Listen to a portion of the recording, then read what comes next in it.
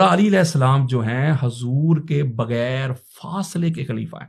تو ہمارے علماء نے وہ تقریریں ریکارڈ کروائی ہیں، کچھ زندہ ہیں کچھ فوت ہو چکے ہیں. انہوں نے کہا تھا یہ جو شیعہ کہتے ہیں نا اذان میں خلیفۃ بلا فصل، تو یہ تو 3 خلفاء کو جو پہلے ہمارے گزرے ہیں ان کو گالیاں دیتے ہیں. وہ کہتے تھے کہ پہلے تو حضرت ابوبکر ہے، پھر حضرت عمر ہے، پھر عثمان ہے، ایسے ہی ہے، پھر چوتھے نمبر پہ مولا علی ہیں، اور یہ کہتے ہیں کہ فاصلہ ہی نہیں ہے. اب میں اس پہ مختصر جواب آپ کو دعوت ذوالعشیرہ کہا جاتا ہے، وہ 3 روز جو چلی ہے. تو جو آخری دن حضور علیہ السلام کا خطبہ ہے وہ کیا ہے؟ حضور علیہ السلام نے فرمایا انا ھذا علی وصی و خلیفہ، یہ میرا بھائی علی میرا وصی بھی ہے اور میرا خلیفہ بھی ہے. یہ کب کہہ رہے ہیں؟ اس وقت فرما رہے ہیں حضور، نہ اس وقت حضرت ابوبکر صدیق کی خلافت تھی، نہ حضرت عمر بن خطاب کی خلافت تھی، نہ عثمان بن عفان کی خلافت تھی اللہ عنہم.